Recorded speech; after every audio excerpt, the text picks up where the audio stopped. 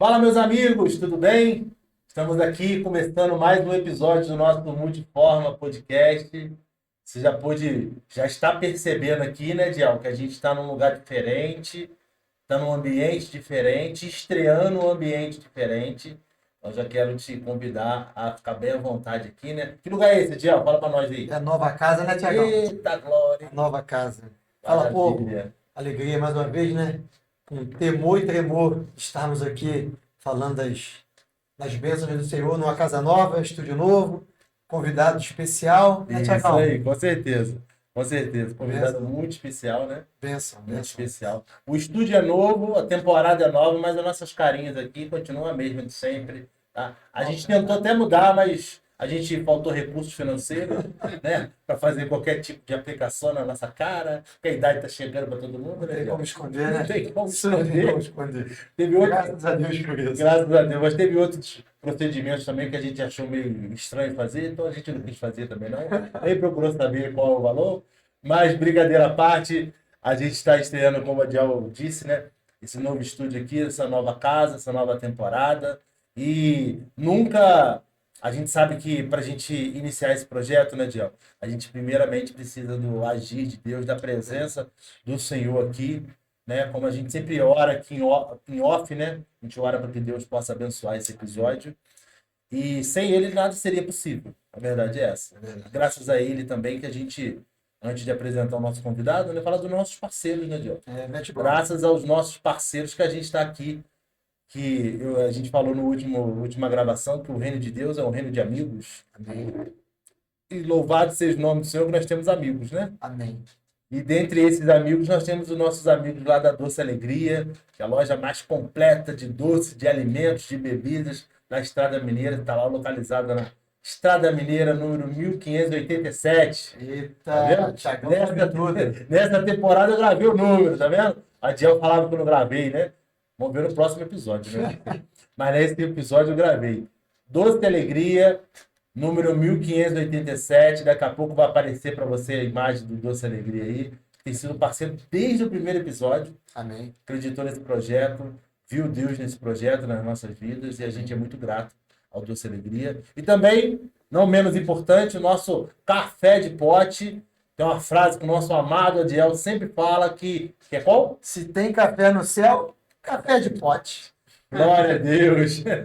Café de Pote está com a página dele lá no Instagram. Também são dos nossos amigos Débora e Rodrigo. Tem cooperado, participado aqui com a gente, né? Não só nas orações, mas também com essa bênção do Café de Pote que o nosso convidado vai estar levando, ó. Hoje é o de paçoca. Já sei que tem o de chocolate, cappuccino, paçoca, tem de Nutella. Eita, Tem de Nutella novo lá, é ó. É lançamento? lançamento. Tá lá no Instagram. Isso nós não conhecemos ainda, Pois não, né, é. Tiagão? Rodrigo! Ah, café de pote. Procura lá no Instagram, manda um direct para eles e você não vai se arrepender, que é maravilhoso. Tem feito o maior sucesso aqui na nossa cidade e pela internet também. Procura o Instagram do Café de Pote lá. Daqui a pouco vai aparecer a imagem também deles aí. Elogiou, cadê a imagem? Dê imagem, por favor, câmera. Ah, e também o nosso parceiro JN Pizzaria, Eita, né? glória. Que chegou por último aí também, não menos importante, muito importante também, tem Verdade. cooperado com a gente, ajudado bastante a gente. JN Pizzaria tá lá no Instagram também, eles têm página no Instagram e também no iFood. Estão ouvi deles lá que eles vão trabalhar agora direto, hein? De segunda a segunda, sem folga, hein? O patrão enlouqueceu lá, o patrão botou para trabalhar. Botou para trabalhar, o patrão botou da JN, botou todo mundo para E a trabalhar. pizza é uma delícia, né, Tiagão? Maravilhoso. Recheada, A gente aquela pôde, supimpa. a gente pôde experimentar e é uma realmente maravilhosa pizza do JN, da JN Pizzaria. Tá bom? Parceiros, muito obrigado pela Obrigado, presença, pela cooperação de vocês. Tá obrigado. bom? Obrigado a você que está com a gente, que desde o início, orando, participando com a gente, compartilhando esse vídeo, compartilhe esse vídeo, mande esse link a todas as pessoas que você puder, para os seus amigos, manda no grupo da igreja. Tenho certeza que vai ser mais uma vez um episódio abençoado, porque o nosso convidado é abençoado. O Não é verdade? abençoador também está aqui. Eita, isso aí, o abençoador está aqui também. E o nosso convidado, Ediel? Sem mais delongas, né, Tiagão? Tiagão está empolgado, hein? Eita, Falando bem, falando igual a tagarela, graças a Deus. que eu preguei ontem, eu tô no... Tá no óleo, né? tô cheio ainda. Tá no óleo de pastel de rodoviária, né? Outra, glória. Meu Tiagão, o nosso Deus. convidado é um pastor abençoado. Conheço ele como pastor obreiro, Tiago. É mesmo? Por quê? Porque o homem faz obras e, ó, fica linda as obras do homem. Não só a obra de Deus, Obra mas de também... Deus e a obra terrena também. Eita, maravilha, A hein? igreja que ele começa a trabalhar fica linda. Tive a oportunidade no Itamaraty, né? Na quinta-feira ficou linda a obra, parabéns. Deixar o pastor Almir se apresentar para a gente possa bater um bate-papo aqui. Pastor Fica à Almir vontade, Santana. pastor. Salva de palmas pro pastor Almir Santana, hein? Ah, Pois é, meu nome é Almir Santana, eu sou pastor há 35 anos, vim para a cidade de Petrópolis em 2004, mas já estou na estrada desde 1989, né, que foi o ano que eu casei, e foi justamente no ano que eu casei que eu ingressei no Ministério Pastoral, né?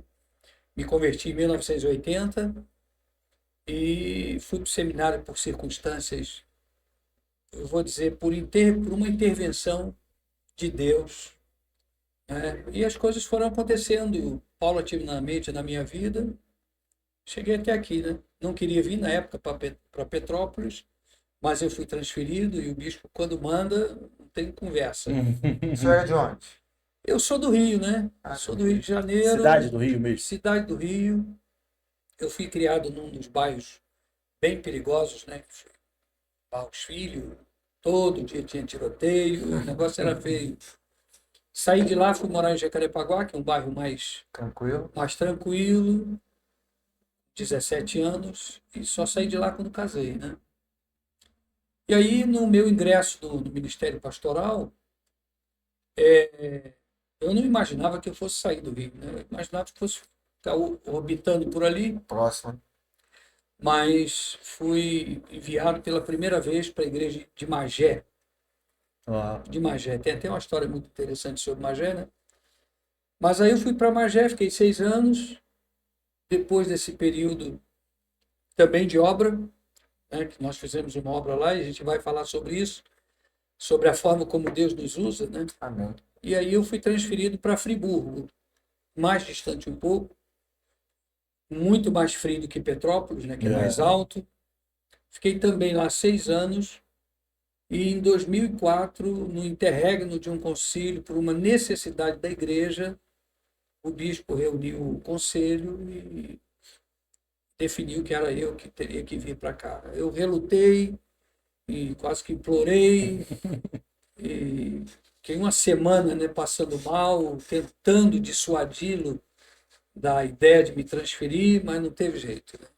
E o bispo tinha uma visão assim, o bispo Ronaldo, saudosa memória. O bispo Ronaldo, ele determinou a minha vinda para cá. Eu no início não entendi, e às vezes nós não entendemos mesmo, né, a forma como Deus trabalha.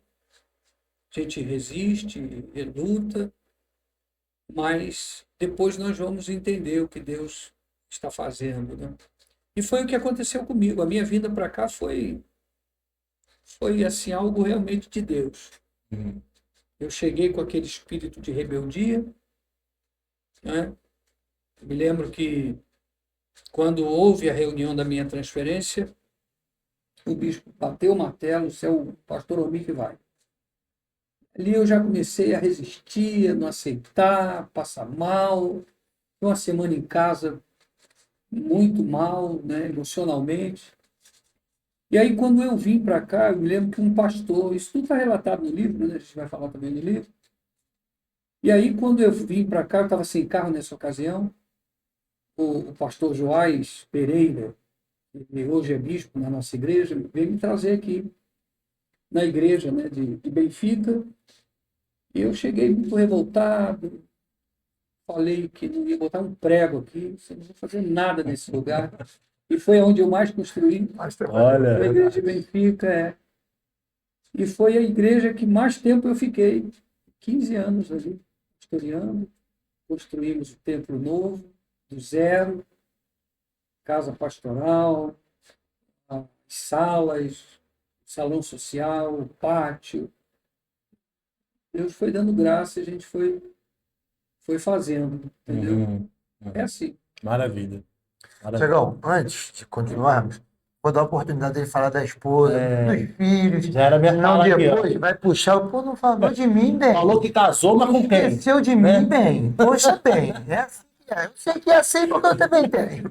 Então, pastor, falar da esposa, dos filhos. A filha, né? Mora na Alemanha. Ó. Eu tenho uma filha que mora na Alemanha, casou com um alemão e foi para lá.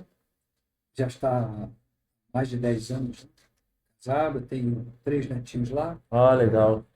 E eu tenho mais 3 filhos aqui. A Rebeca, que é a mais velha, casada, mora aqui também em Benfica.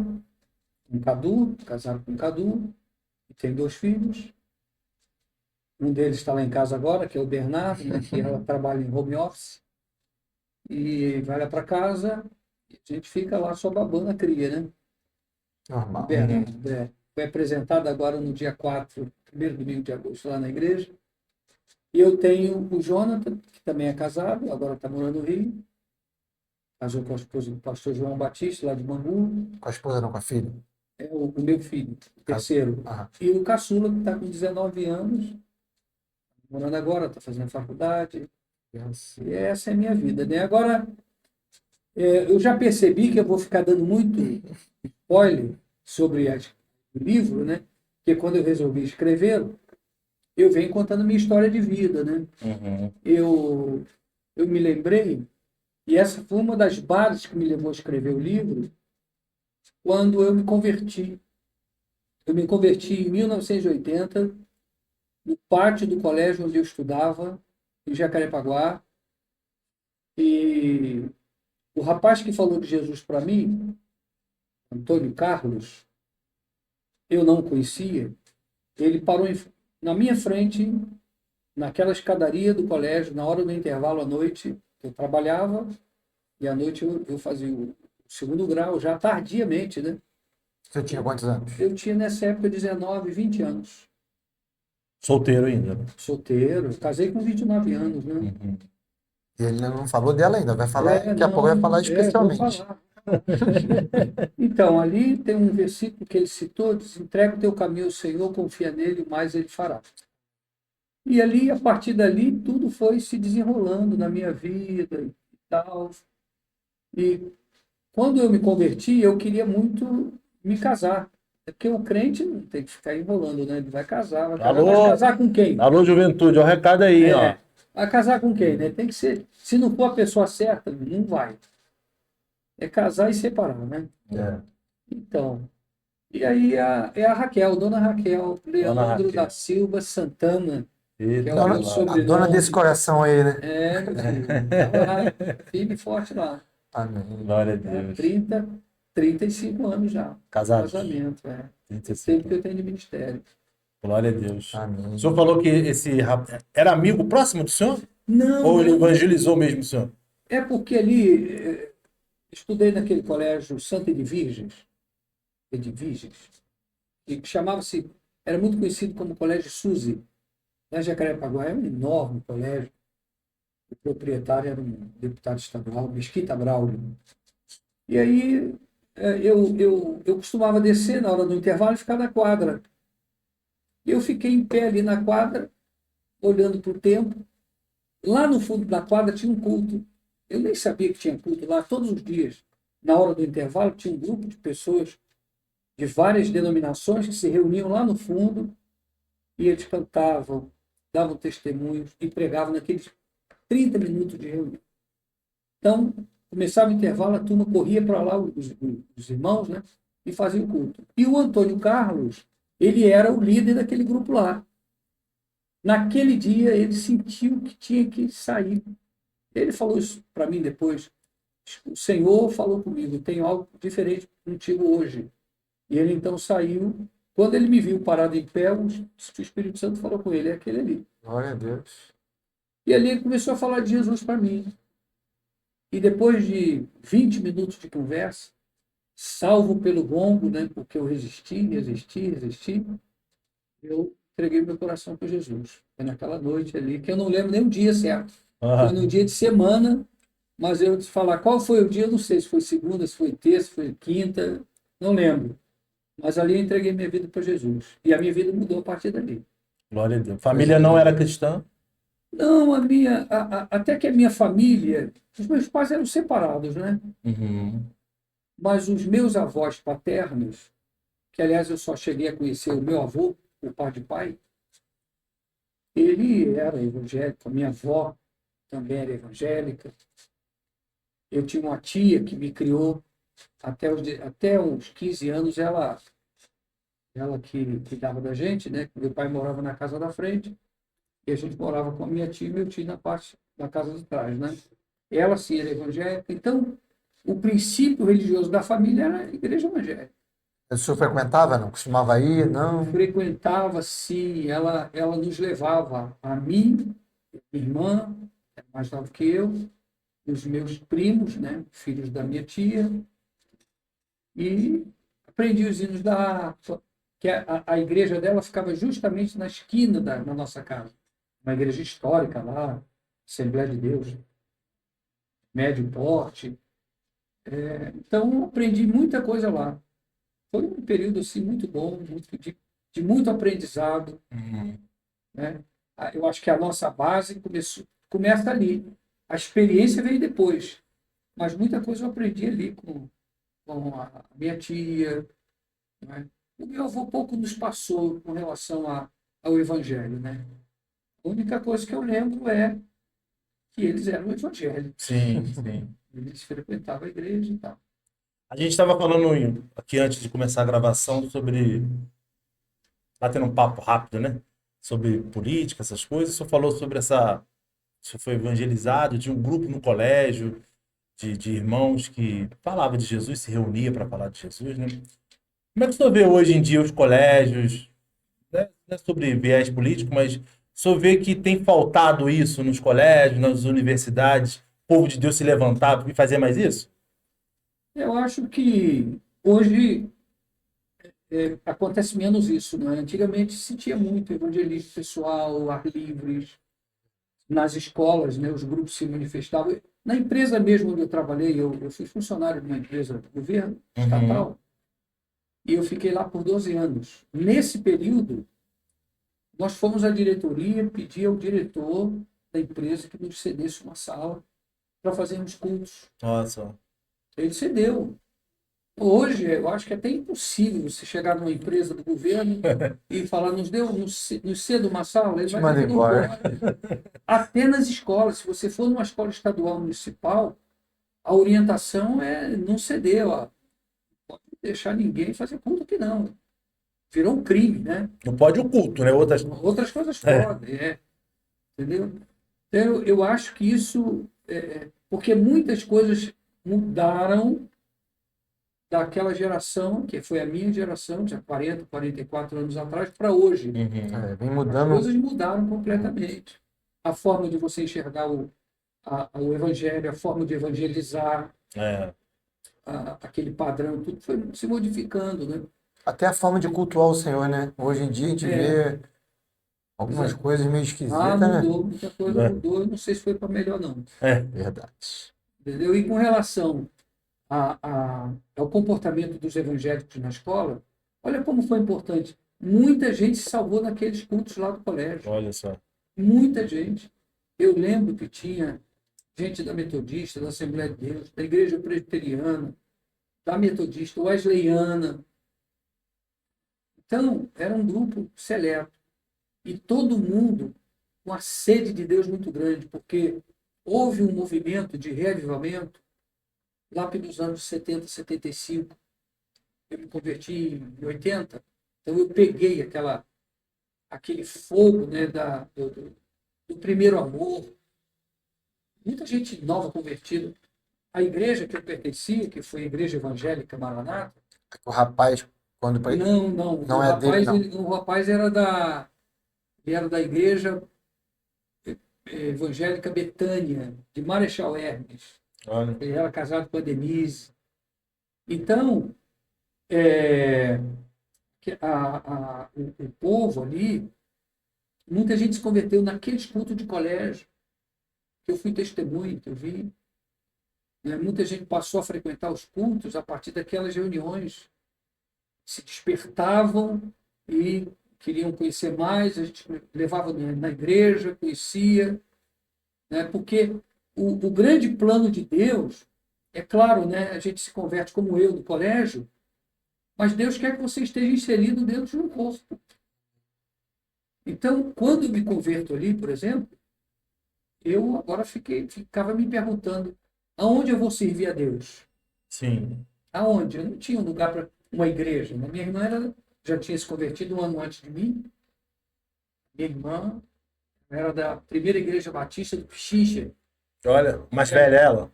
Era mais nova, já é falecida. Faleceu agora em dezembro. Então, ela ficava me convidando para poder ir no culto da igreja dela. E eu resisti um ano, todo dia, todo domingo ela me chamava para esse culto. E eu vou domingo que vem, eu vou, domingo que vem, eu vou. Mas quando eu me converti, eu disse, hoje eu vou. Aí eu fui com ela na igreja. Uma igreja enorme, grande, tinha um coral, uma galeria enorme, um piano de cauda. Eu lembro do pregador. Mas o meu coração não bateu que era ali, dizendo que era ali. E quando foi no meio daquela semana, olha que coisa interessante, né? São as experiências que nós vamos tendo com Deus, e é isso que nos sustenta. É verdade. São as experiências, é essa comunhão, é essa intimidade que você vai tendo de ouvir a voz de Deus. Porque não se trata de religião. A religião é uma experiência, um contato direto com Jesus. Lembro-me perfeitamente que a minha irmã, nós éramos solteiros, ela disse, no quarto, conversando comigo, ela disse assim, tem uma igreja pequena lá no Largo do Tanque, pentecostal. Quando ela falou aquilo para mim, eu não sabia onde era, quem era o pastor, como é que a igreja era. Naquele dia, quando ela disse aquilo para mim, eu ouvi uma voz aqui na minha orelha. É. Lá é o seu lugar. Eita. Ouvi aquilo, Diel. Foi pentecostal? Ela disse isso, é uma igreja pentecostal. E eu ouvi aquela voz, lá é o seu lugar.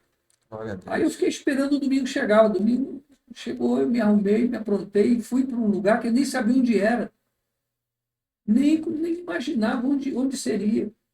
Mas saltei justamente onde era a igreja. Era uma casa, uma igreja que funcionava no porão de uma casa.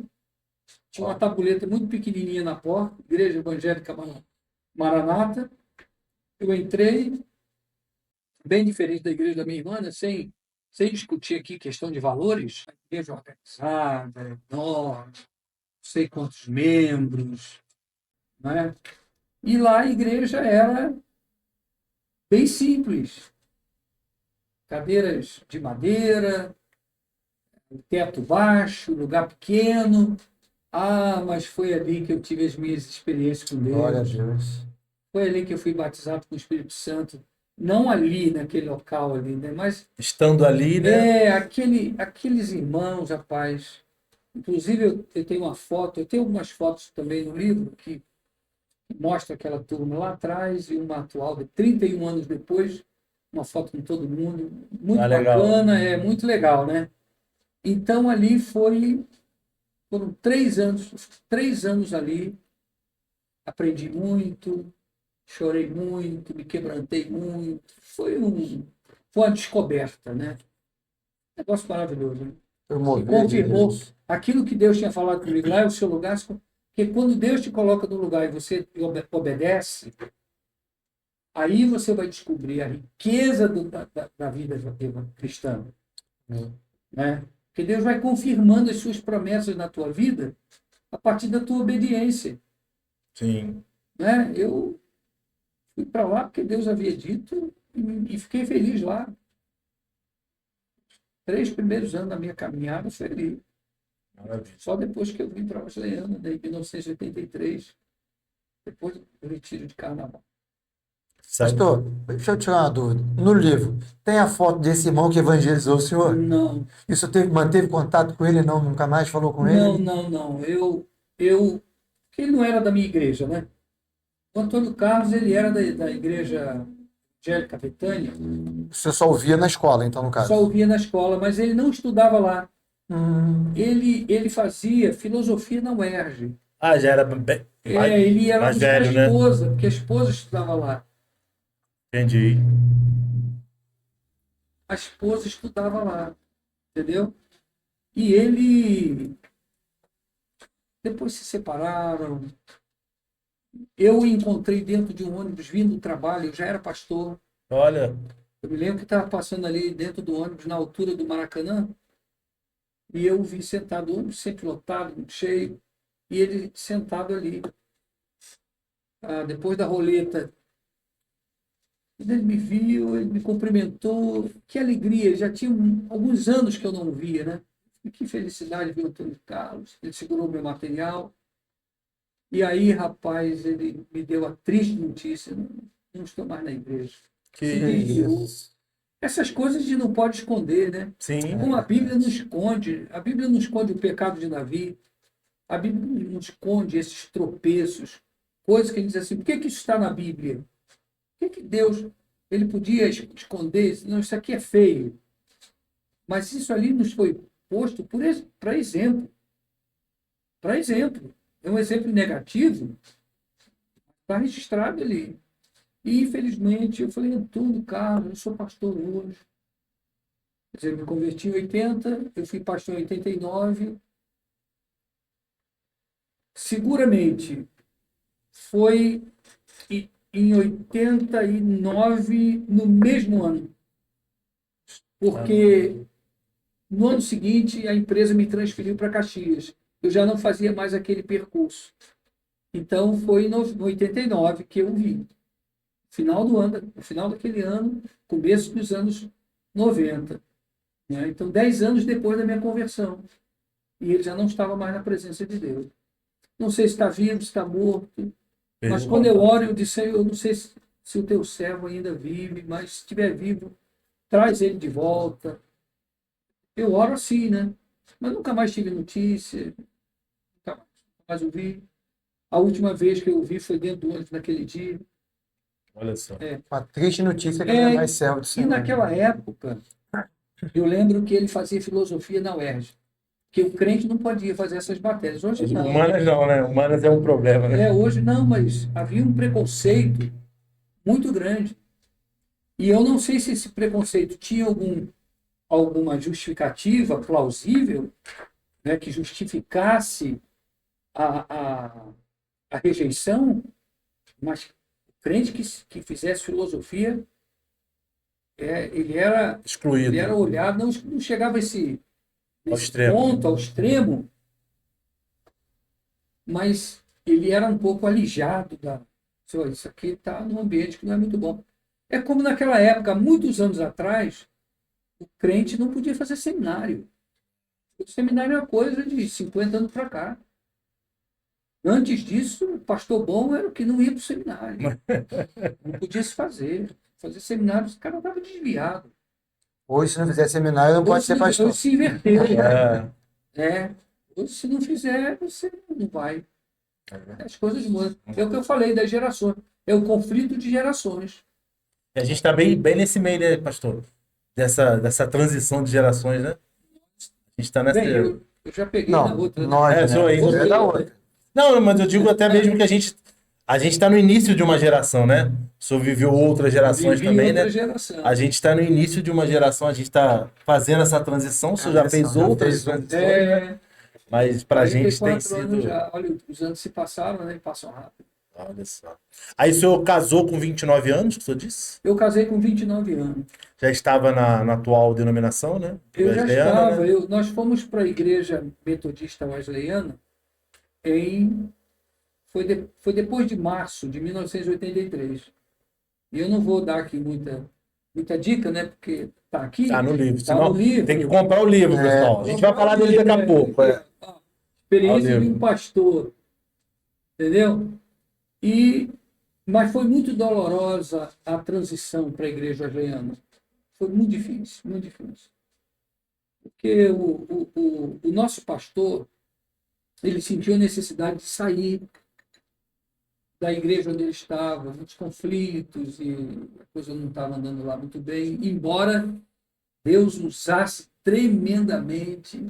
Não tinha culto que nós não chorássemos, não tinha culto que nós não sentimos a graça de Deus sendo derramada naquele lugar.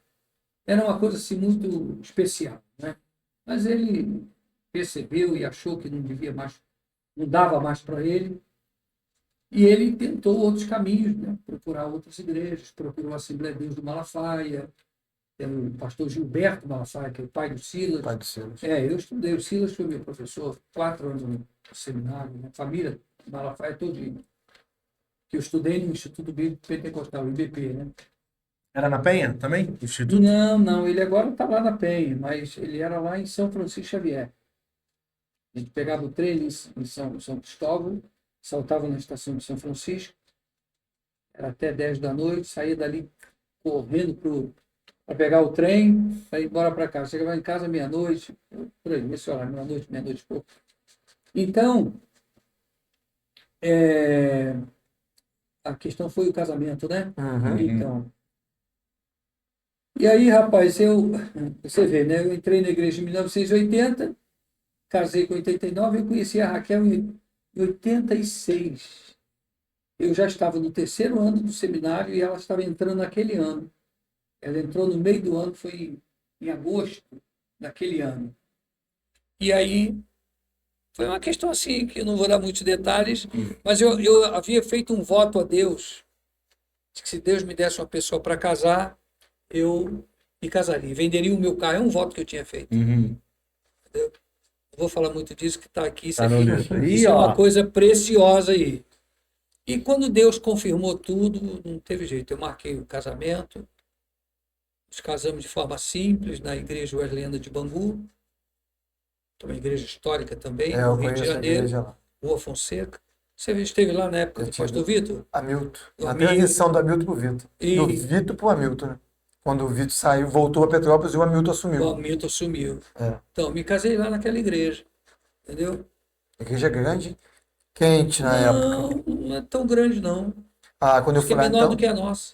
quando eu fui lá, eu tava fazendo reforma, então ela tava bem grande. Né, mas não chega. Eu estive lá agora recente. É. O que foi feito ali é que o pastor Vitor, na época, ele adquiriu o terreno do lado para fazer um Estacionamento, estacionamento. eu não lembro tinha, disso, eu lembro. entendeu? E a igreja fizeram lá uma reforma muito interessante. Né? Colocaram um ar lá, pastor, que misericórdia. Tem ar. Lá Quando tem nós ar. fomos lá, Se não tiver ar, Bangu, rapaz. nós estava na boca do lobo, foi sangue de Jesus tem poder, que calor, hein? Porque Bangu é o lugar, é o Mais ponto quente do mais quente do Rio, que ali é uma bacia, né? O ar passa por cima e ali fica. Eu tenho uma casa ali, minha mãe mora lá. Olha Ah, só. mano. Tá lá. Pastor, você estava falando sobre obediência, né? E o livro de Gênesis diz, né, que Deus abençoou Isaac por causa da obediência de Abraão. Né? É, obediência, não só na vida cristã, mas na vida nossa também, do dia a dia com nossos pais. Alô, filhos!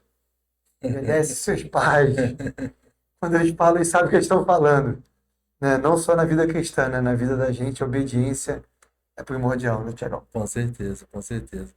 Eu até fiz um videozinho que vai sair nas nossas redes sociais Eita! falando um pouco sobre isso, né? Sobre a importância da gente se manter nesse lugar chamado obediência, né? Nesse lugar que a gente recebe as bênçãos de Deus, né, pastor? Olha a palavra de Samuel para Saul, né? Tem tanto prazer Deus nos sacrifícios do que em que lhe obedeça. Né? É uma coisa que Saul não aprendeu, né? Pois é, Morreu por causa da rebeldia, da desobediência, exatamente. entendeu? Ô, pastor, o senhor estava falando sobre até esse momento, e a gente ainda não leu o livro, né? Se está no livro, o senhor não vai falar, lógico. Mas até esse momento, o senhor relatando um pouco da sua história, eu não vi nenhuma resistência, tanto ao cristianismo, e agora entra a minha pergunta, quanto ao ministério pastoral. Como é que foi esse chamado do senhor para o ministério pastoral? Naquela época que eu me converti, havia uma febre dentro das igrejas de fazer seminário. Né? E eu me lembro de um irmão que hoje também é pastor, e ele continua lá na Maranata, daquela minha primeira igreja. Uhum. Então, esse colega disse, vamos fazer seminário, vamos fazer seminário. Ele, inclusive, me levou para participar de de um culto no seminário, que no seminário você tem a capela, né? Uhum. Chama-se capela, é aquele momento no intervalo que tem um culto. As salas se esvaziam, vão para um auditório, tem um culto de 20 minutos, meia hora e todo mundo volta para a sala. E eu fui lá participar.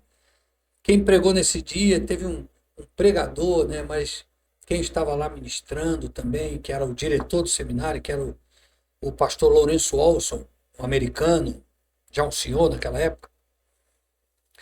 Meu coração nunca bateu. Por determinadas coisas, eu nunca me deixei atrair facilmente por determinadas coisas, né? Aí, aí que está o lance, o grande lance é esse, é deixar que Deus te fale. Uhum. Você não pode ser movido pela emoção. Você não pode fazer as coisas baseado no achismo. Tem que deixar Deus fazer. E eu trabalhava na empresa, e a empresa, naquela ocasião, estava recebendo os computadores, né? Estava se informatizando. Para nós, tudo aquilo era uma novidade. Sim. Os computadores no trabalho, né? E eu fui fazer um curso, eu falei, vou fazer um curso na PUC, de 1 ano e meio, que tem um peso de faculdade, né? Uhum. Que era tecnólogo de computador. Eu falei, vou fazer. Pedi dispensa naquele dia de manhã, fui para Gávea, né, onde fica a PUC, e fui lá com aquela sede de fazer o curso. Cheguei lá, eram umas 9 horas da manhã, me dirigi direto lá para o local onde se inscrevia, fazer inscrição. A moça que me atendeu disse, ó, já encerrou. Falei, já encerrou? Já. Esse curso é tão disputado que já fechou. Aí eu fiquei ali assim, sem saber o que fazer. Lá tem um campus enorme, né? Eu fiquei lá naquele pátio, de braços cruzados, olhando, pensando na vida. Puxa vida. Sabe aquele desalento? E ali Deus falou comigo, claramente, eu ouvi mesmo. Quando eu falo que eu ouvi, não é uma. Não estou jogando conversa fora. Sim. A gente sabe quando Deus fala com a gente. E eu ouvi mesmo. Ouvi de escutar. Sim. Eu ouvi aquela voz falando comigo. Vai para o seminário. Aí, junto com a voz, veio o desejo. E eu comecei a fazer o seminário. Mas acreditem se quiser, eu fiz o seminário 4 anos, depois mais 1 ano de administração eclesiástica, mas eu não tinha ideia de que eu seria um pastor. Eu estava estudando porque eu já tinha terminado. Queria ter uma formação. Eu queria ter uma formação, não é? E só. E eu só fui mesmo ali por um colega muito, muito próximo, muito amigo meu, que estudava comigo na sala. Éramos da mesma denominação, que é um pastor hoje, pastor César de Carvalho. Quando ele encerrou, nós encerramos, ele disse assim, vamos procurar o pastor Ronaldo? Para quê? Não, vamos dar entrada nos nossos documentos para quê? Não, mas nós vamos. Eu falei, não quero isso não. É engraçado que Deus me deixou pensar que as coisas iam ficar daquele ponto, que não iam passar dali. Até porque eu ainda trabalhava na empresa Uhum. e a minha ideia é ficar por lá e me aposentar lá. A gente tem ideias, né? Tem planos, né? A gente tem planos, né? Diferentes das de Deus. É. E Deus me deixou pensar o que eu queria. Aí, quando ele falou, insistiu, vamos lá, e eu falei, olha, cara, eu não quero ir não. Não, vamos. Falei, tá bom, eu vou, mas não vou abrir a minha boca. E fui com ele na casa do pastor Ronaldo. Sentamos no corredor da casa dele, tinha a porta principal, tinha umas cadeiras. Sentamos ali e o rapaz começou a falar comigo sobre. Nós terminamos o seminário, documentação, recebeu toda a orientação ali, eu fiquei quieto. Entendeu? A ficha ainda não tinha caído que o que Deus tinha na minha vida era o ministério pastoral. É um negócio assim meio assustador, né? É assustador, mas Deus faz coisas loucas que você não entende, né? Hoje eu entendo com clareza que era plano de Deus, que era Deus tinha aquele plano. É como diz a pregadora, né? O escolhido não tem escolha, né, Thiago? Não tem. O escolhido não tem escolha. Rapaz, mas foi maravilhoso, maravilhoso, né? Agora, o ministério pastoral é muito árduo, né? É muito árduo, é desgastante, porque o desgaste não é físico. Às vezes, até o físico reflete, mas é o estado emocional, entendeu? Eu fui 3 anos ajudante. Quando você está sentado no carona, você vem dormindo na viagem, meu irmão. Você não está nem aí se o sono bate. Mais ou menos Mas por quando aí. você é que está vindo, pegando Essa é de boa. 300, 400 quilômetros, quantas vezes eu com sono bato no rosto para não dormir Abre a janela pra e a madame está dormindo, entendeu? Descansada. Quem vem no carona, meu irmão, aí tranquilo. O problema, quem vai segurar é quem está lá na frente. Entendeu? É ele que segura a onda. Eu estou ali para ajudar. Precisou, estou ali. Mas quando você assume o volante e tem que dar decisões, tem que enfrentar o inimigo de frente. E o problema não são nem os que são de fora, mas muitas vezes os que são de dentro. Aí que é o perigo. O problema grande todo da igreja é esse, os problemas internos dentro da própria igreja ali. É o mais Entendeu? difícil de administrar, né? Mas não, é muito mais difícil. Às vezes um problema pequeno se torna gigante. Eu assumi a minha primeira igreja com a forte oposição de gente do ministério da própria igreja. Olha, a gente não conhece o pastor Almir, não sabe quem ele é, se é bom, se é ruim, Quer ele aqui não. a gente não quer ele aqui não. E como é que lida com isso, pastor?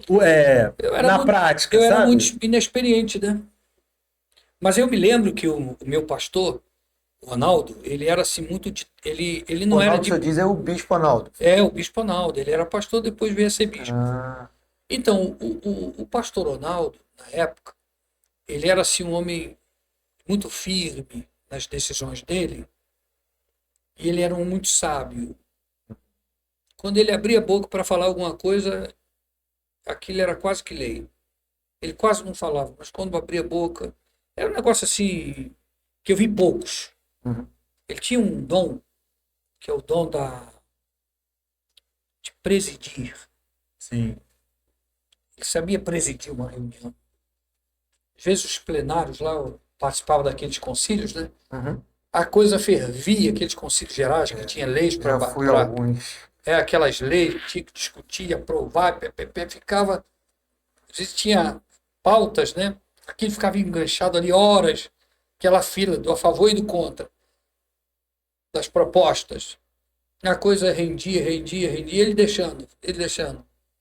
Quando ele resolvia falar, ele pegava o microfone e dizia o parecer dele. Ele dizia, irmãos, aquele jeito, porque a mim me parece, agora Vitória foi assim. Quando ele terminava de falar, a coisa já estava resolvida, já decidida.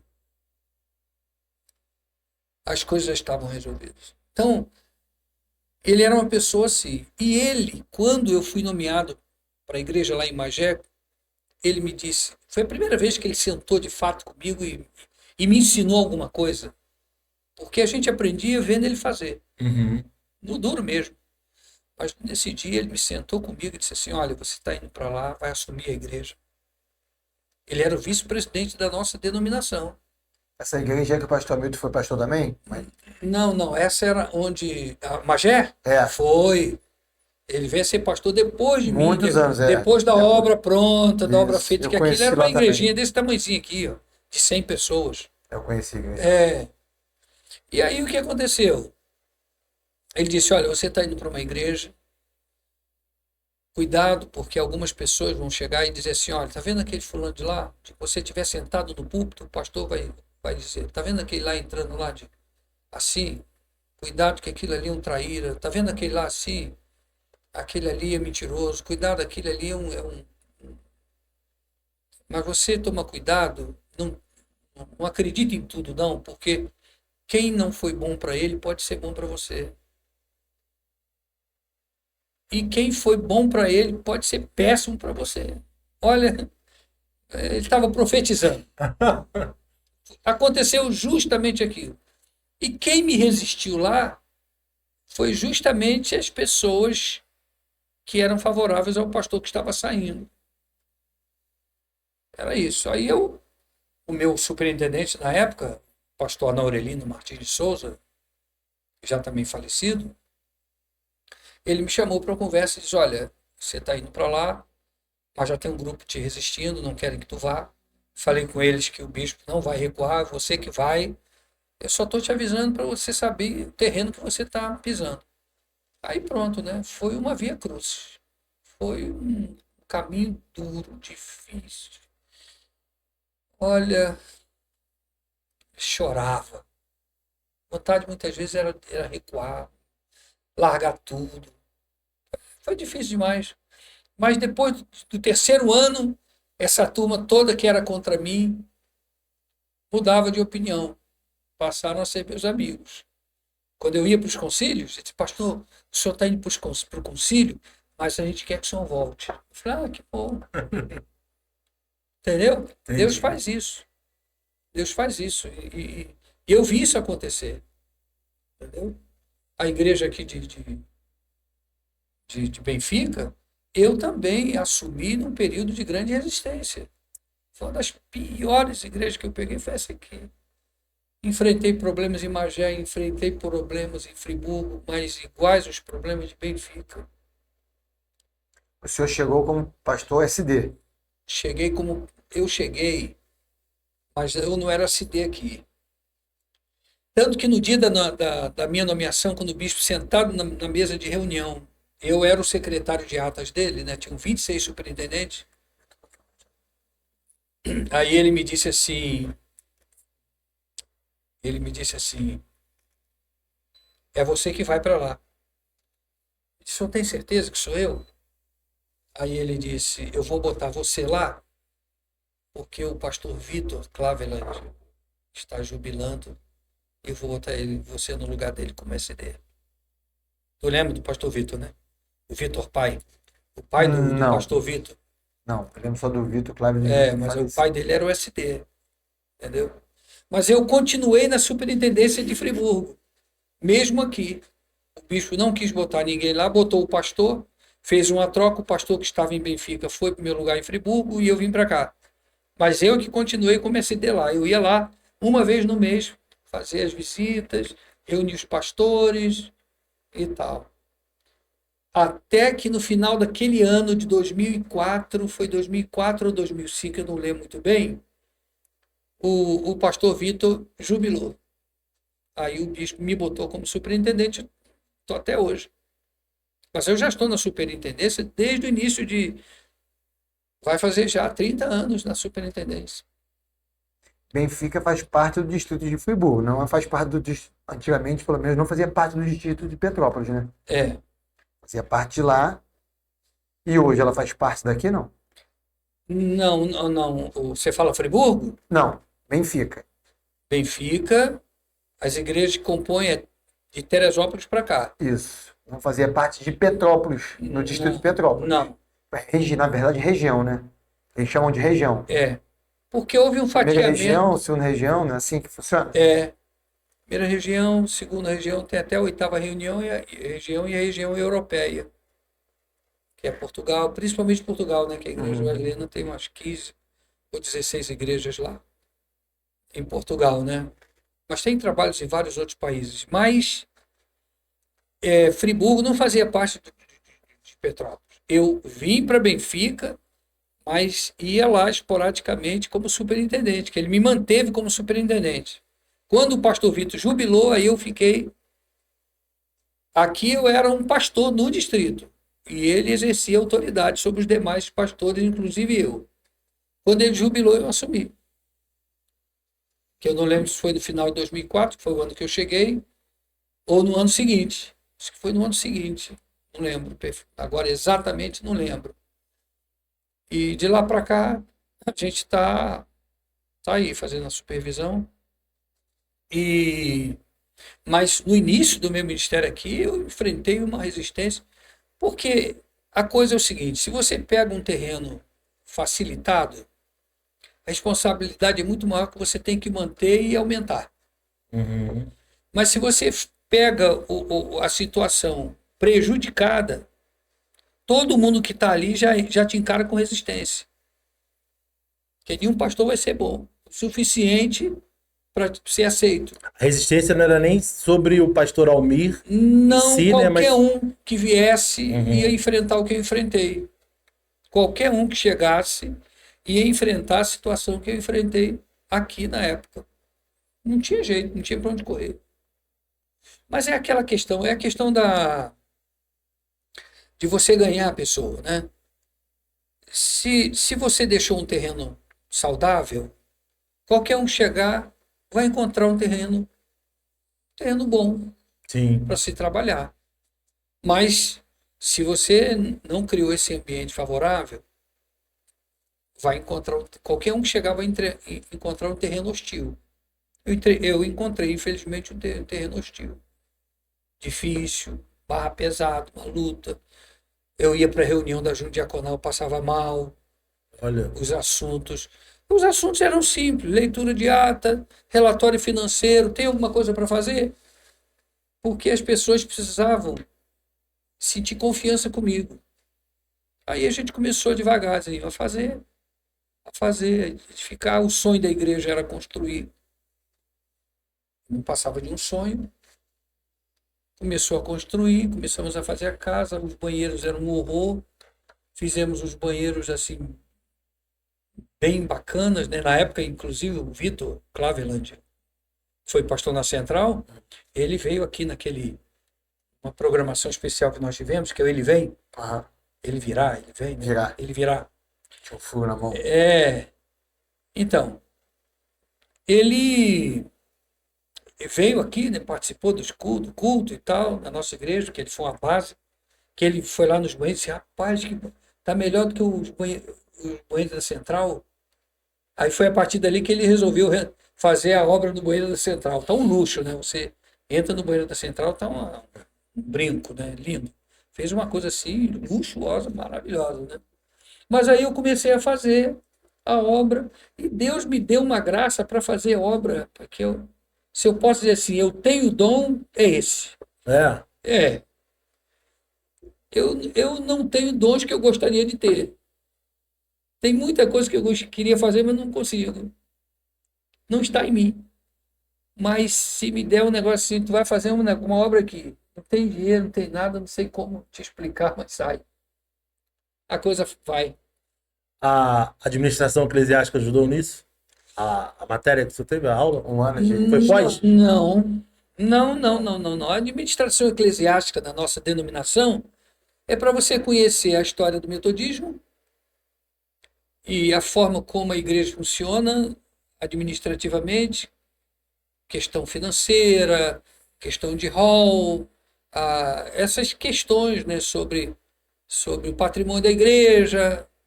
É uma aula que você tem para saber como é que a igreja funciona por dentro. Entendi. Tanto que quando alguém vem, um pastor vem de fora, de outra denominação, eles são obrigados a fazer essa aula para descobrir como a igreja funciona. Entendeu?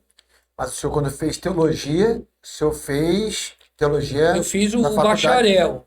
na faculdade normal, não foi Normal. na Não, Wesleyana, não. não.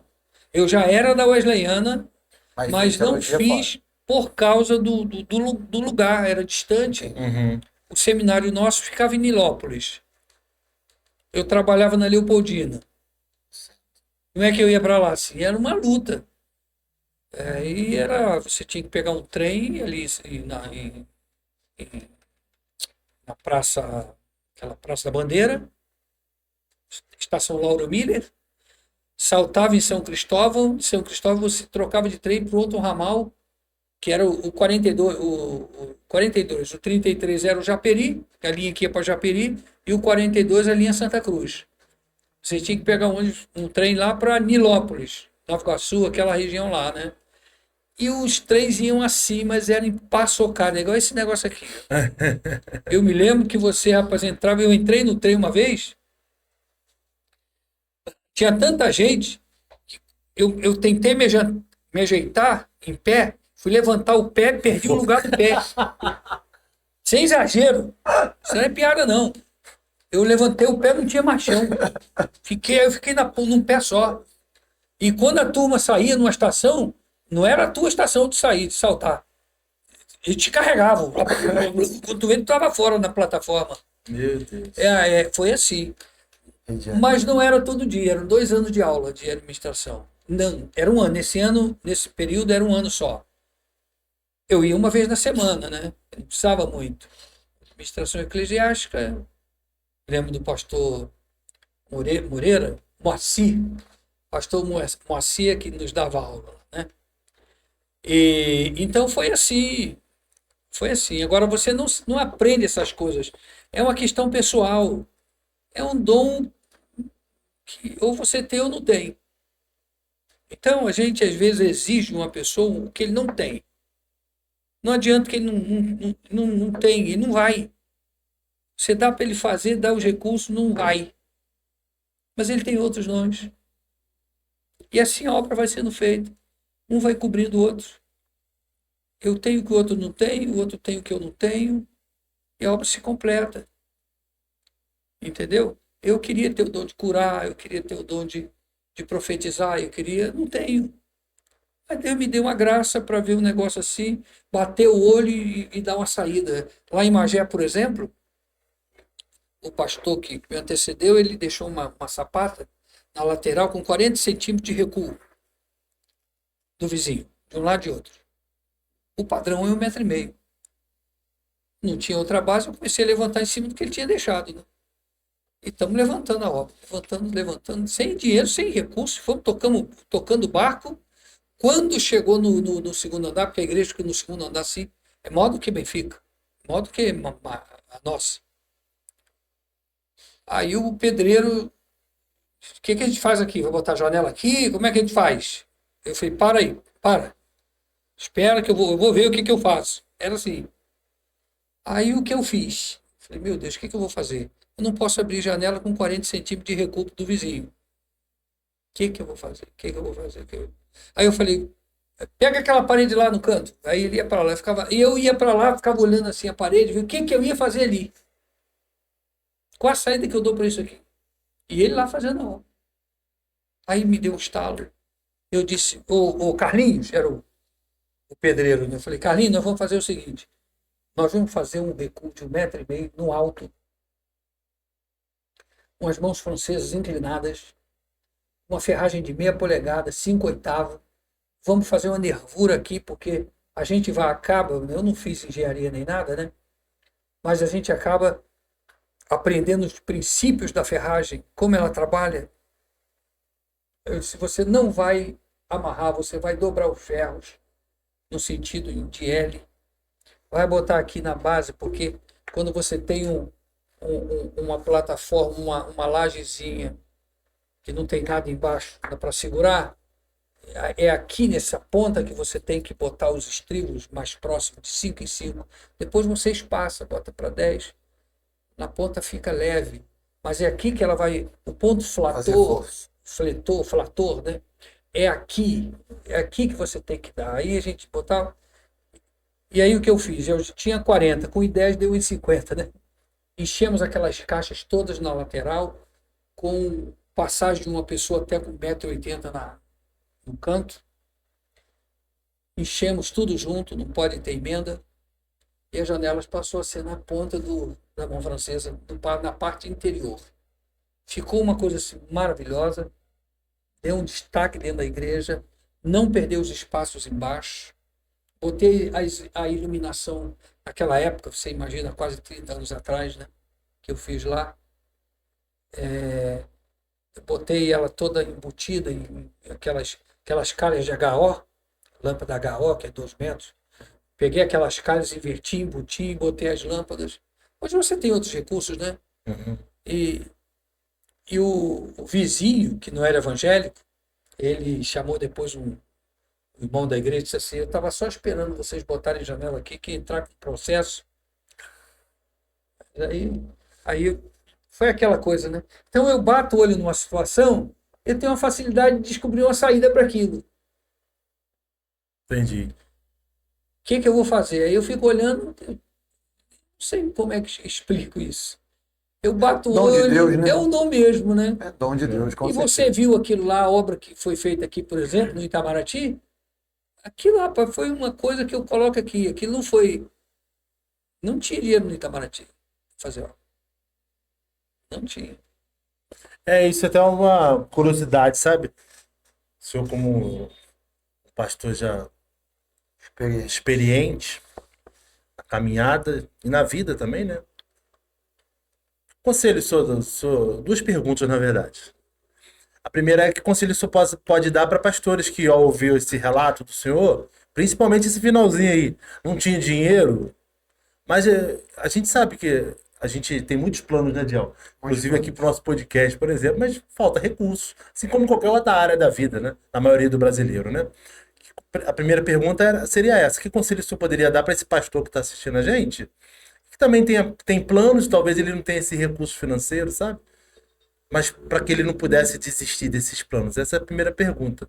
E a segunda pergunta, eu acho que é um pouco mais complicado. Se o senhor teve resistência com os membros da igreja sobre obras, que deve ter, com certeza, deve ter se levantado alguém falando assim: não, a gente tem que investir dinheiro em cesta básica. Como se obra, o templo não fosse também importante. Cesta básica é importante, mas a casa também é importante, né? Então são essas duas perguntas aí. Então, eu acho que o obreiro, cada um completa o outro. Se o obreiro quer fazer, mas ele não tem, porque tem gente que não tem aquela pegada para fazer. Entendeu? E não adianta muitas vezes ele ficar insistindo. Eu acho que quando você descobre que não é tua praia, bota alguém que consiga. Alguém da sua confiança, alguém que gosta do tema, da situação, e alguém que você vá dar apoio. Sim. Porque em toda igreja, se o pastor não pegar na frente, como diz o ditado popular, na alça do caixão, a coisa não anda. A igreja pode querer, porque o nosso sistema, né, por exemplo, é diferente do sistema da Batista. A Batista é a igreja soberana, a Sim. igreja é independente. Lá você tem uma forma de administrar, você tem um administrador, que não é o pastor. Então, o administrador, ele é que coordena tudo que tem que fazer na igreja, se precisar liderar a obra, tudo é com ele. Claro que o pastor tem a sua tarefa ali também, que ele não está ali como um espantalho, né? Ele tem a sua função. Na nossa igreja, o sistema já é diferente. O sistema já é episcopal. A igreja, ela não é soberana em algumas decisões. Ela não pode interferir se quer ou não o pastor.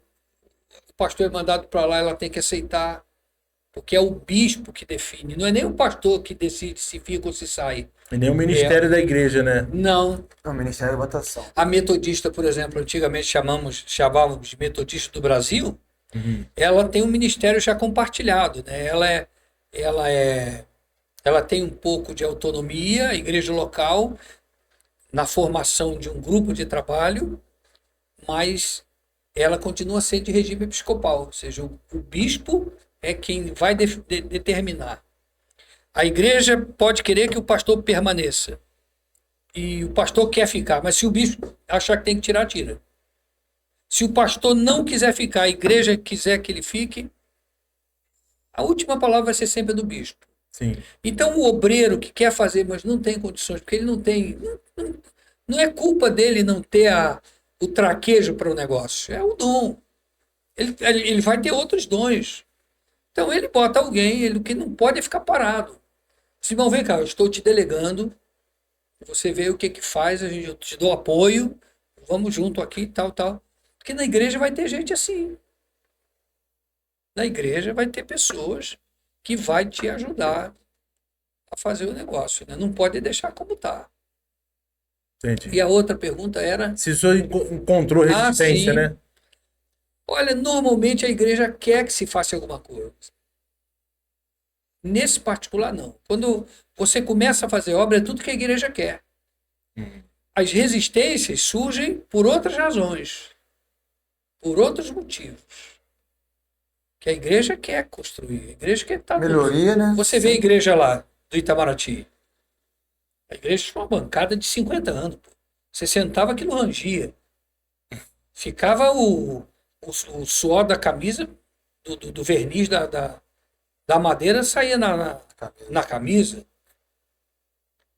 Entendeu? Tinha coisa ali que precisava realmente mexer. Uma igreja histórica, que é a igreja do Itamaraty, é uma das primeiras igrejas nossas. É a primeira. Foi a primeira ou a segunda, junto com a central. Não, foi a primeira, Itamaraty foi a primeira. Não, alguns dizem que foi a central, né? Porque a central, quando se fala em central, não templo. O povo já Em existia. cima lá, né? O povo já tá. existia. Quando o bispo Gessé saiu da igreja metodista, ali na Cascatinha, foi ali o lugar onde se baseou, né? Do Itamaraty, que ele morava ali, juntamente com a igreja central. Só que o povo da central se reunia, não tinha tempo, não tinha nada, se reunia ali embaixo da marquise das lojas americanas. É lá que se fazia os cultos, se ministrava a ceia, na praça. Não tinha tempo, mas a igreja em si já existia. Mas foi simultâneo. Por incrível que pareça, foi uma das primeiras, foi a nossa, junto com a Central e a Betel. Da Betel. A Betel do... Betel. A Betel do pastor Marcos Evangelho. Ah, eu esqueci o nome do... Ali na Nova Cascatinha, Nova né? Cascatinha. Isso, Samambaia, né? isso. que o Pé nome lá é da outro. antiga clínica Caldara, né? Isso. Então, ali mesmo. Entendeu? Então, resistência eu não achei. Não por causa de obras. Né? Aqui, por exemplo, quando eu estava no início das obras aqui em Benfica, tinha pessoas que na reunião da junta, porque é aquela coisa do dinheiro, é o controle do dinheiro. Quem controla o dinheiro? É o pastor com o tesoureiro e a junta diaconal. Então, presta-se conta de tudo. Né? O que saiu, as notas fiscais, o tesoureiro está lá para isso. Está lá para isso. Aí chegava nas reuniões da junta, a turma ficava me cobrando. O que é isso aqui? Isso aqui saiu por quê? É aquela resistência que eu falei quando eu cheguei aqui, que eu encontrei. Porque o povo ele queria alguém que confiar.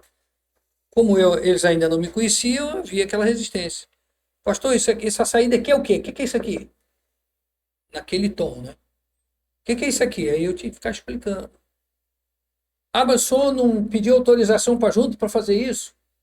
Ah, o senhor... Aí aquilo foi me irritando, ia me irritando. Ficava em casa passando mal. Tinha gente que dizia assim, hoje a gente pega o pastor. Hoje na reunião ele vai ter que explicar isso aqui. Então era essa situação que eu enfrentei. Aí eu disse, olha, irmão, se eu tiver que reunir vocês para ter autorização para comprar um saco de cimento, não vou fazer obra aqui. Né? E aí as portas foram se abrindo, Deus foi abençoando, e eles foram vendo, porque as resistências começam a ser quebradas a partir do momento em que eles começam a enxergar que as coisas estão saindo. Estão sendo claras também, né? Tá sobrando dinheiro no caixa, coisa que não acontecia. Sobrava dinheiro. Aliás, eu comecei do zero, não tinha nada. Quando eu vim para cá, tinha R$1.000, mil e poucos reais numa conta. Tá bom, há 20 anos atrás era o quê? R$5.000? Não sei quanto, não sei. Mas não era dinheiro suficiente para se começar nada. Nós fizemos uma casa pastoral lá em 10 meses. Boa, com 2 salas, 3 quartos, boa para qualquer família chegar em uma cozinha enorme, tudo do bom e do melhor, tudo Fabrimar, tudo Deca, tudo normal, bonito, coisa de primeira qualidade. Fizemos um templo, rapaz, aquele templo lá de Benfica, você conhece lá, né? Então, aí eles foram vendo e foram baixando a guarda. Enfrentei as resistências, mas normalmente não é por causa de obra. O povo quer fazer. Normalmente é o pastor que não quer. O povo fica chateado porque não fez. Mas quando eles veem que a coisa está... Tanto que quando eu abri a boca aqui, eu não vou falar como foi a questão do Itamaraty, foi um caso também muito atípico. mas eu não vou dar esse spoiler. É. Tá Se no livro quiserem, também. tá no livro aqui. Foi um milagre o início. Não tinha dinheiro, tinha R$ 2.000 no caixa. R$ 2.000. Era o dinheiro suficiente para contratar o rapaz que ia raspar aquele chão que tinha lá. Vermelhão. Amarelão, na verdade. Não Ele vermelhão. tinha um verniz ali no chão, né? Uma resina Uhum. que precisava ser removida para botar o piso que está lá. Botar uma argamassa e colar, né? Aí eu chamei um calafate, que era um amigo meu, disse, olha, a minha máquina faz calafate de madeira, para piso de madeira, não piso de chão, mas eu vou fazer aqui para você. Ele gastou, foi folhas grandes assim, daquela de lixa, da mais grossa que existe, botava na máquina e saía raspando aquilo, para deixar áspero, para aceitar a argamassa. O dinheiro que tinha no caixa foi para pagar ele, R$ 2.000. Aí, mas eu sou assim, eu começo e daqui a pouco eu não paro. Só, nós vamos fazer só isso. Desci com o povo, lá pelaquela parte de baixo, botei os bancos lá embaixo, deixei aquilo livre e reuni a turma e disse, vamos fazer? Ah, vamos embora. Vai vir o Calafate, vamos desmanchar esse púlpito, aquele púlpito alto? Vamos desmanchar? Vamos. Aí, vamos tirar aqui esse fundo de madeira rústica que tinha na parede? Vamos. Aí juntou o grupo. Tudo no mutirão. A turma e eu só na coordenação. Que eu pego junto, mas tem coisa que... Aí ficou um grupo lá, o Wagner, aquela turma do louvor, desmancharam aquele púlpito que tinha lá de madeira. Ali, rapaz, quando o pessoal subia naquela escada, aquilo rangia, eu falei, meu Deus do céu. Os adultos subiam, ficava aquela tropa lá em cima, eu falei, meu Deus do céu, isso aí qualquer Era hora muito dessa dá um antigo. problema. Aquilo era muito antigo. Mas quando se desmanchou, a estrutura estava firme, de madeira, por baixo. Mas a escada de acesso, aquilo para quebrar, estava muito perto.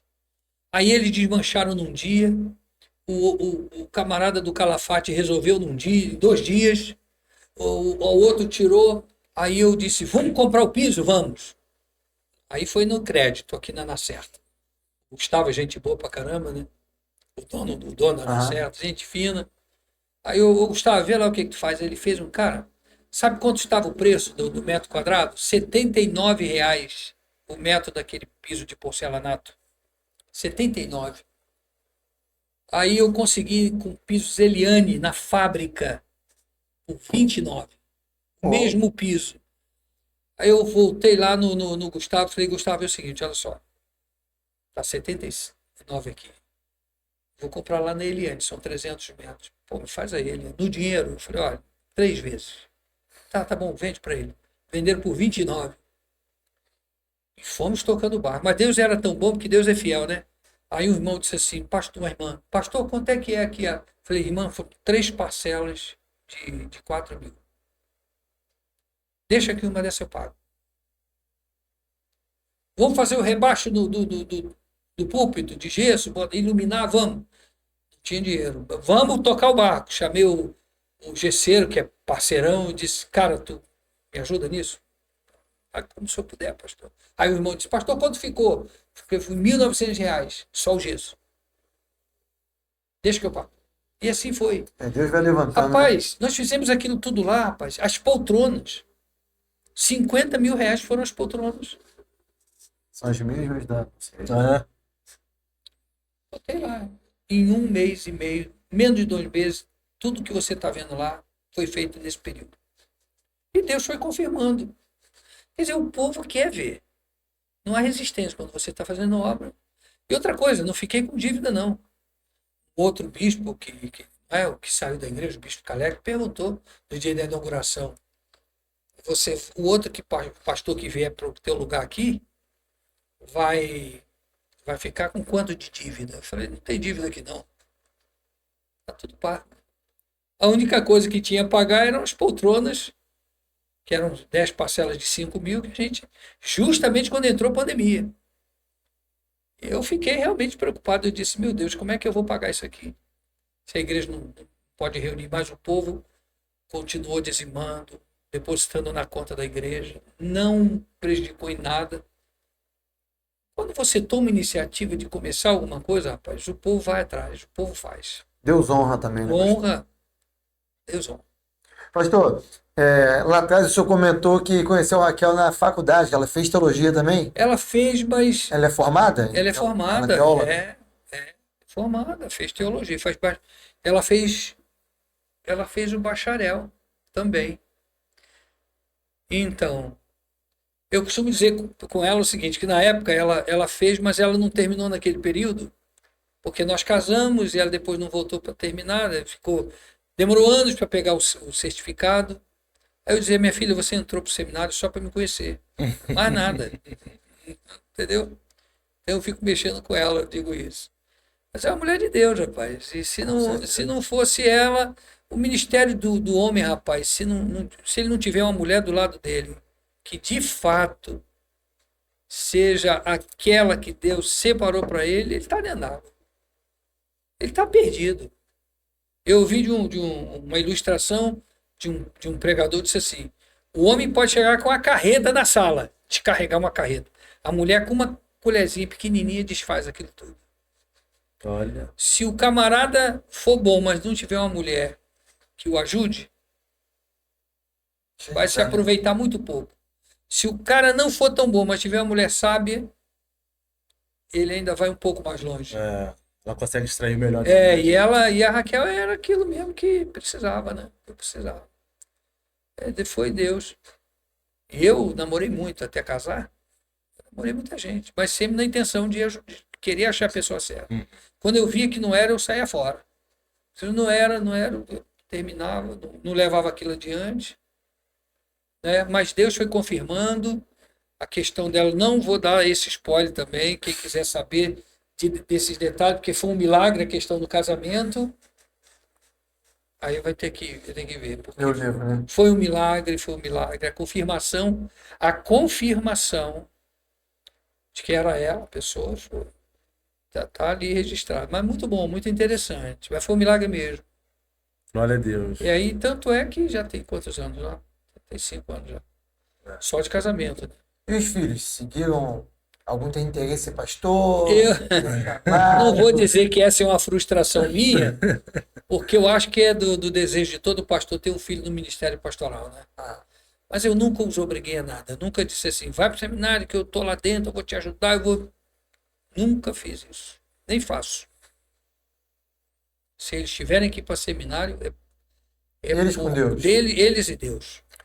Eu acho isso aí tão sério que não pode ficar a critério do pai. Que o pai é o pastor, que o pai é o líder, que o pai está lá e ele vai. Porque tem filhos que são realmente chamados para aquilo, o pai dá uma força, vamos embora, vou te ajudar, mas sem nenhuma proteção. Sim. Que eu sempre prezei por isso. Eu acho que a gente tem que fazer a coisa certinha. É porque é o meu filho que eu vou botar lá. Conquistar o seu espaço. Deixa ele Deus. Se tiver que ir para seminário, vai ser porque eles falam, pai, eu tive uma vontade de fazer, eu disse, vai. Se ele me perguntar, eu disse, vai. Vale a pena, pai? Bem, você viu como é que eu passei, o estreitinho que eu passei aqui nesse tempo, né? Você está sentindo o meu drama, né? As lágrimas. Porque os filhos, cara, não tem jeito. Menino, não vai querer, não é?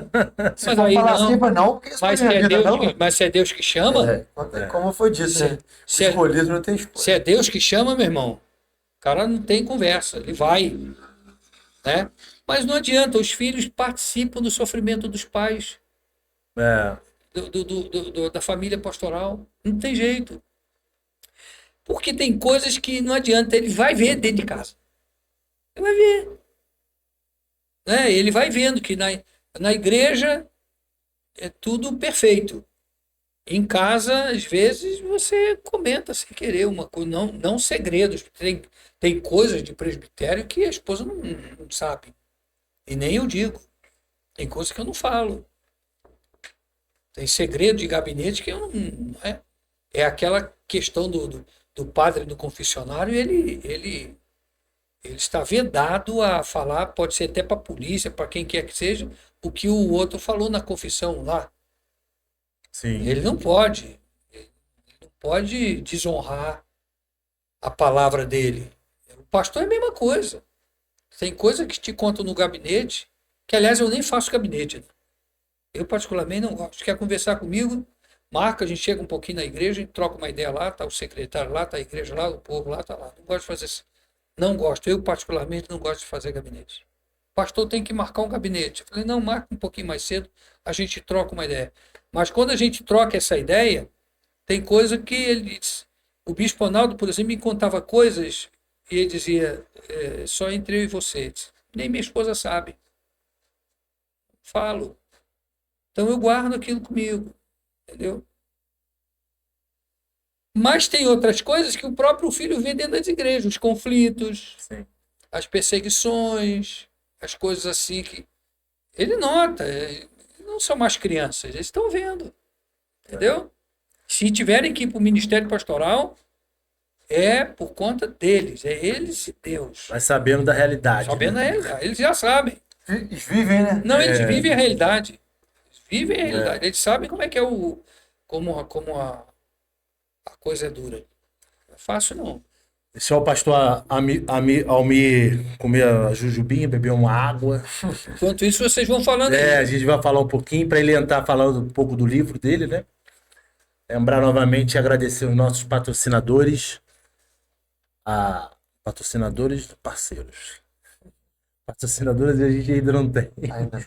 Só parceiro. Então, como é que tu falou na última gravação? Patrocinador? Patrocinador. Patrocinador. Só temos Glória a ele. Deus. Temos parceiros, Patrocinador, Papai do céu. o Doce Alegria, que tem acreditado muito na gente.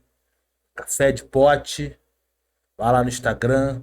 Dura 3 meses no congelador, aberto. Não dá tempo, não, Não Thiago. dá tempo, Acaba não, é antes. verdade. É muito gostoso. Isso é estratégia de marketing. Eles fazem desse tamanho para você comprar mais porque é viciante. Mas é um vício bom, tá? Vai por nós. Café de pote, vai lá no Instagram deles, compre lá, adquire esse produto aqui que você vai ver que não é papo de marketing, não. E a JN Pizzaria também tem cooperado com a gente aí. Tem as nossas redes sociais. Você já se inscreveu nas nossas redes sociais? No canal aqui do YouTube, do Multiforma Podcast. Nós temos também o Instagram, temos o TikTok. Em breve temos novidades, né, Diel? Muitas novidades. Mais novidades ainda nessa segunda temporada aí. A gente vai ter bastante novidades. Então se inscreva nas nossas redes sociais. Compartilhe esse vídeo aí com o máximo de pessoas. Dá um joinha nesse vídeo aqui embaixo no YouTube.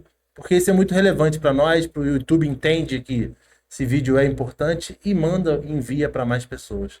Tá bom, pessoal? Faça essa obra de Deus também. Isso é uma obra de Deus. Pastor, Colaboração conosco, né, Tiagão? como é que é? Uma colaboração Colaboração. conosco, o nosso trabalho a desenvolver a palavra de Deus. Exatamente. Como foi dito, você dando like, você faz com que o YouTube entende que é um produto relevante e desenvolve para mais pessoas. Quanto mais pessoas vendo, mais pessoas estão recebendo a palavra de Deus. Esse é o propósito. É isso aí.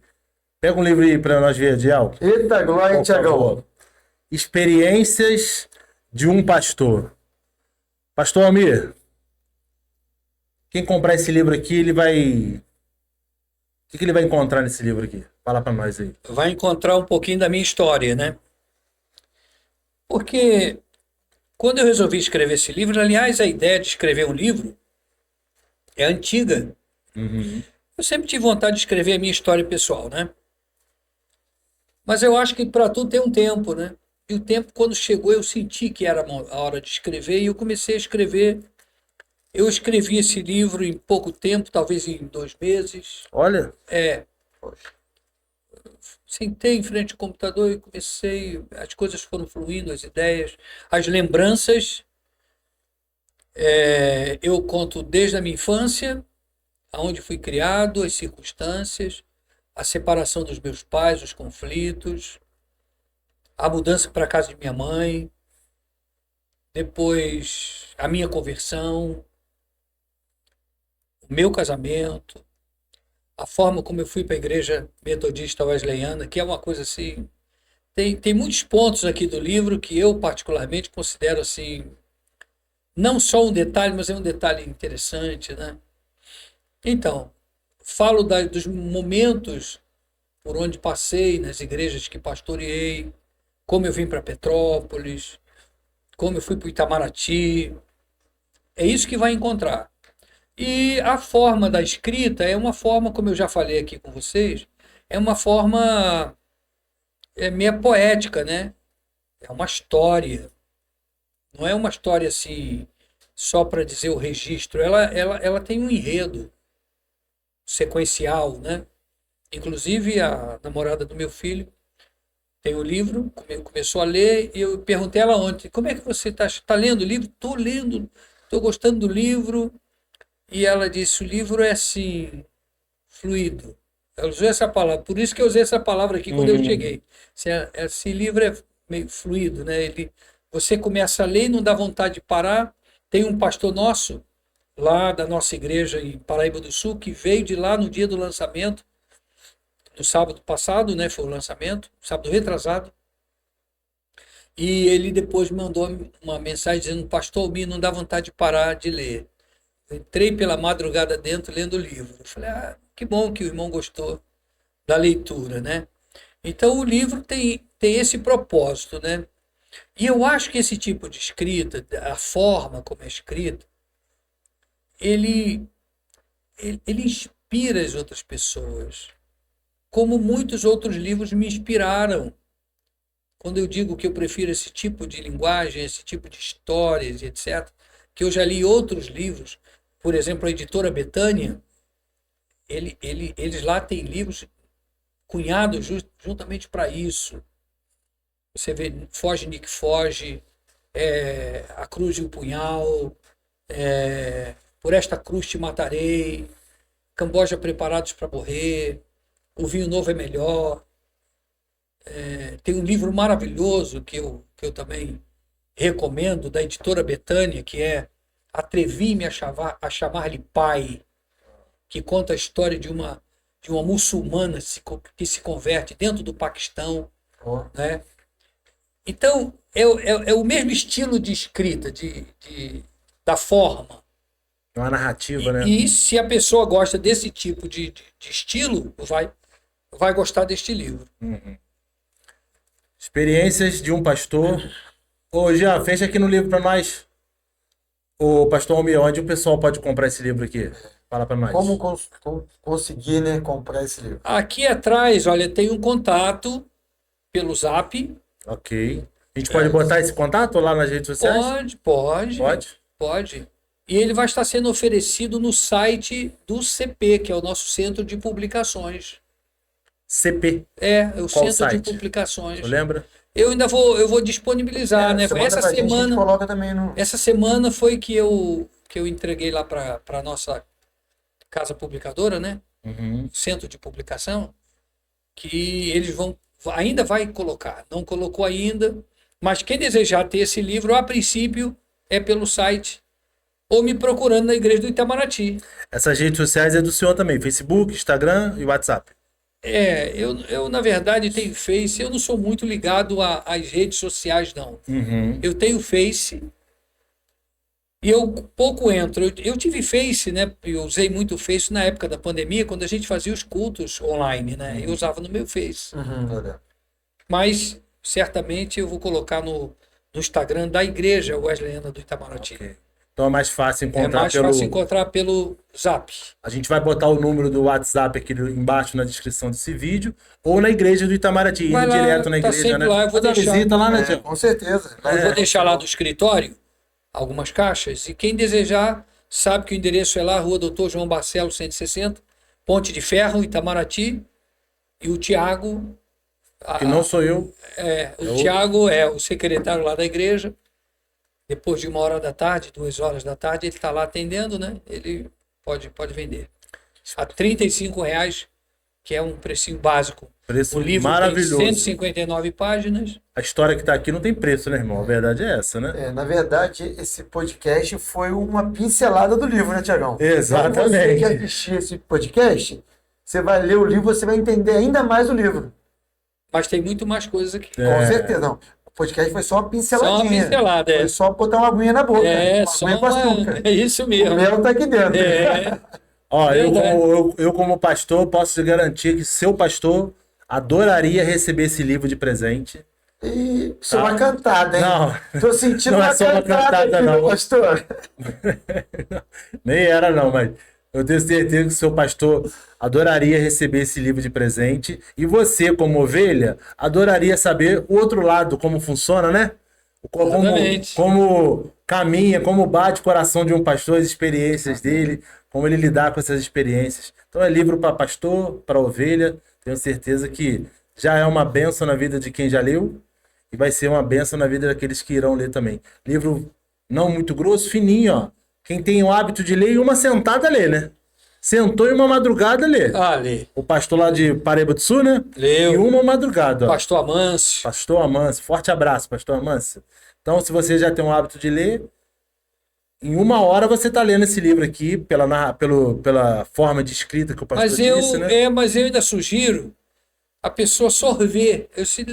Na igreja mesmo, eu disse, pastor, eu não consigo parar de ler de cima. Não lê tudo é numa rápido tacada não, só, né? não. Vai sorvendo, capítulo por capítulo. Eu, por exemplo, estou lendo de novo. Só para ver algum ponto, outro, né? Mas eu estou no capítulo por capítulo. Eu quero até prosseguir. Falei, não, paro. Amanhã eu li o próximo. Eu acho que é melhor assim. É, também Entendeu? acho que é melhor também assim. É, melhor assim. Vai meditando nas experiências. Vai Consegue meditando. absorver mais, né? Exatamente. Adiel, e aí? Chegamos ao final, hein? Já, Tiagão? Já. Ué, Rápido. tu adiantou o relógio? Não, Vai eu dar- Rapaz, já vai dar 5 horas da É, tarde. que maravilha. já quero. Não, antes de tu falar, você conserta tudo que eu falo. E glória a Deus por isso, tá? Conserta. Eu deixo ele falar depois de mim, pastor, porque qualquer besteira que eu falo, ele conserta. Eu Depois ele puxo a vem. orelha mesmo. É. Aqui, Ele não fala bem. antes de passar pro Adiel, já quero agradecer o senhor aí pela presença, pelo convite, né? Pela disponibilidade, por poder derramar um pouco da sua vida nas nossas vidas e na vida dos nossos amigos que irão assistir esse vídeo aí. Muito obrigado da minha parte, da parte Que do agradeço. Multiforma, tá? Passo pro meu amigo Adiel aqui. Pastorzão, quero agradecer, primeiramente, imediato, de ter falado com o senhor. Não, vamos lá, vamos para cima. Muito obrigado por o senhor Que ter agradeço. aceitado o nosso convite. E queria pedir para o senhor deixar uma palavrazinha para os nossos ouvintes aí, uma reflexão imediata para os nossos ouvintes. O senhor pode olhar para a câmera direcionada para o senhor, deixar uma reflexãozinha aí para o povo meditar um pouco. Amém? Obrigado, tá, pastor? Eu que agradeço. Quando o pastor tá abrindo a Bíblia, experiências de um pastor, hein? A capa foi sensacional. A forma como você Gostou? vai poder adquirir esse livro vai estar aqui na descrição desse vídeo, tá? Experiências de um pastor. A história edificante de um homem chamado por Deus para o ministério pastoral. Pastor Almir Santana. Tiagão, Amém? Almir Santana, eu sou Adiel Fusca, tô quase lá, hein? Ai, meu pai do céu. Essa é a deixa de passar para o pastor Tem que Almir. deixar mais lá de casa mais ainda, né? É, A câmera do senhor é aquela ali, pastor.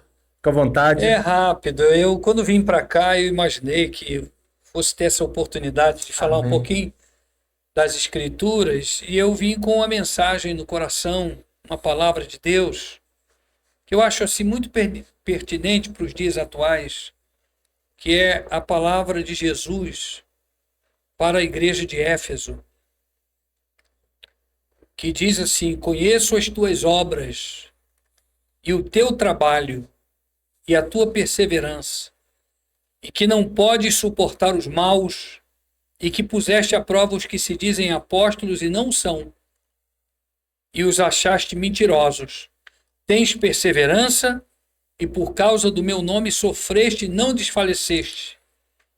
Tenho, porém, contra ti que deixaste o teu primeiro amor. Lembra-te de onde caíste, arrepende-te e pratica as primeiras obras. A repreensão de Jesus à igreja, uma igreja tão operosa, né? Como era a igreja de Éfeso, uma igreja que fazia a obra de Deus. Quando ele diz aqui: conheço as tuas obras, o teu trabalho, a tua perseverança, mas nada disso foi o suficiente para agradar a Deus, tendo em vista que o povo havia perdido o seu primeiro amor. E perder o primeiro amor é perder o fio da meada, é perder o rumo, é perder a estrada.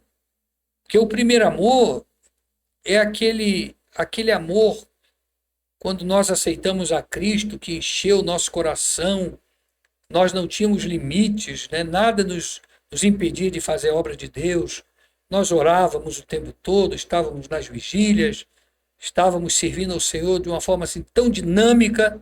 Quando nós perdemos isso, perdemos o brilho. E a vida vai perdendo sentido, a vida na igreja vai perdendo sentido quando nós perdemos o primeiro amor. As primeiras obras, nos esquecemos das primeiras obras. Como ele diz aqui, tenho, porém, contra ti que deixaste o teu primeiro amor. Deixaste de praticar as coisas que você antigamente praticava com muito esmero, muito carinho, muita dedicação. E cada um de nós aqui nos lembramos de como foi o nosso início, não é? Eu me lembro do meu início. Meu início foi assim, estrondoso. Aqueles cultos tremendos. A gente saía de manhã para a escola dominical, voltávamos à tarde para o evangelismo, estávamos no culto à noite. Nada nos prendia em casa, aquele continuar.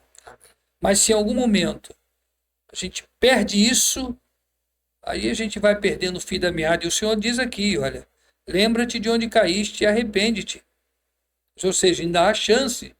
Se você orar a Deus e disser, Senhor, renova-me, Senhor, como a águia, o Senhor vai te renovar. Né? Então, que esse amor nunca falte no teu coração. Aleluia. Como Paulo disse, o amor de Deus foi derramado em nossos corações. Nunca falte isso na tua vida. Em nome de Jesus, tá bom? Esse é o meu desejo e a minha oração. Amém. Palavra maravilhosa para encerrar esse programa. Muito obrigado a vocês que ficaram até o final. Muito obrigado, Adiel. Obrigado, pastor Almir, mais uma vez. Eu Aí. agradeço. Obrigado, galera. Tamo junto.